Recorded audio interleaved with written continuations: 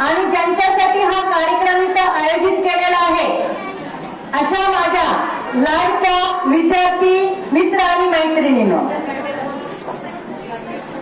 आमच्या पाठीशी जेव्हा दप्तर आलं, आमच्या पाठीशी जेव्हा दप्तर आलं तेव्हा आमचं जणू पाखरू झालं, तेव्हा आमचं जणू पाखरू झालं.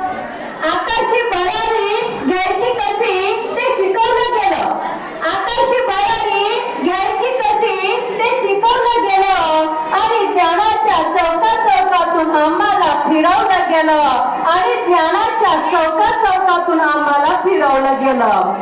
तोच चौक बघण्याची पुन्हा सवय लागली आहे, तोच चौक बघण्याची पुन्हा सवय लागली आहे. येऊ नये पण घरट्यातून जाण्याची वेळ आली आहे, पण येऊ नये घरट्यातून जाण्याची वेळ आली आहे. नकोशी ती जिव्हारी तळमळ लागली आहे, नकोशी ती जिव्हारी तळमळ लागली आहे, पण घरट्यातून जाण्याची वेळ आली आहे, पण घरट्यातून जाण्याची वेळ आली आहे. माझ्या लाडक्या मित्र आणि मैत्रिणींनो, जेव्हा तुम्ही या शाळेमध्ये आलात, शाळेमध्ये आल्यानंतर तुम्हाला या शाळेमध्ये सर्व काही शिकवलं गेलं, पण तुम्ही आता या घरट्यामधून उडून जाणार आहात. जाता जाता एक थोडंसं हितगुज तुमच्याशी साधावं म्हणून मी तुमच्या पुढे उभी आहे. मित्रांनो, तुम्हाला जीवनामधलं खरं जर ध्येय ठेवायचं असेल, ध्येय काय आहे ते ठरवण्याची वेळ आज तुमच्यावरती आलेली आहे. कारण आतापर्यंत तुमच्या जीवनामध्ये 1ली ते 10वी ही एकच वाट होती. मुलींना म्हणू नका, 1ली ते 10वी ही एकच वाट होती, पण आता तुम्हाला 11वी 12वी म्हणजे 10वीची परीक्षा दिल्यानंतर 11वी 12वी म्हणजे तुमच्यासाठी आता एक वाट नसून अनेक वाटा तुमच्या समोर आहे. मग या अनेक वाटांमधून तुम्हाला नेमकी कोणती वाट निवडायची आहे, तुमचं ध्येय काय आहे ते ध्येय अगोदर सर्वप्रथम तुम्ही ठरवायचं आहे. जर तुम्ही ध्येय ठरवलं नाही तर योग्य दिशेला जर तुम्ही आयुष्यामध्ये योग्य दिशा जर ठरवली नाही तर तुम्ही तुमच्या जीवनामध्ये यशस्वी असं जीवन जगू शकणार नाही.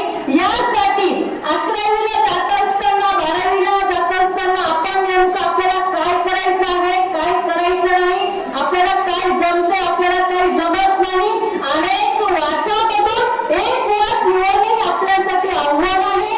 आणि हे निवडत असताना नक्कीच आपण ती वाट योग्य असली पाहिजे, योग्य निर्णय घेऊनच योग्य दिशेला आपण पाऊल टाकलं पाहिजे.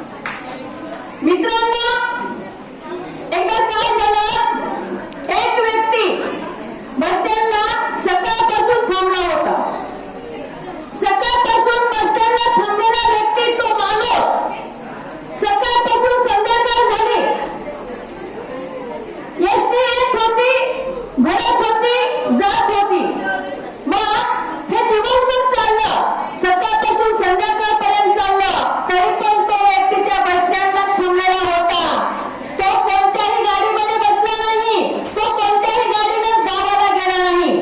मग शेवटी अंधार पडल्यानंतर, संध्याकाळ झाल्यानंतर एक व्यक्ती सहज त्या व्यक्तीला विचारला, अरे बाबा, तू इथे का थांबलास, कशासाठी थांबलास, काय शोधत आहेस, तुला कुठे जायचं आहे, काय करायचं आहे, कोणत्या गावाला जायचं आहे, तुला मी सकाळपासून इथं पाहत आहे पण तू आणखीही कुठे गेलाच नाही, आहे तिथंच आहेस, नेमकं काय पाहिजे तुला, काय शोधत आहेस, तू कोणाला शोधत आहेस, तुला कोणत्या गावाला जायचं आहे, असे अनेक प्रश्न तो व्यक्ती त्या व्यक्तीला विचारत होता.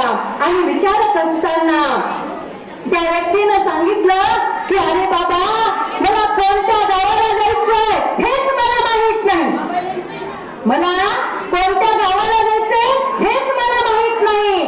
म्हणून त्या माणसाची अवस्था, त्याला गाडी कुठली लागलेली नाही, कारण त्यानं निश्चित केलं नाही, त्याला माहित नाही की त्याला नेमकं कोणत्या गावाला जायचंय.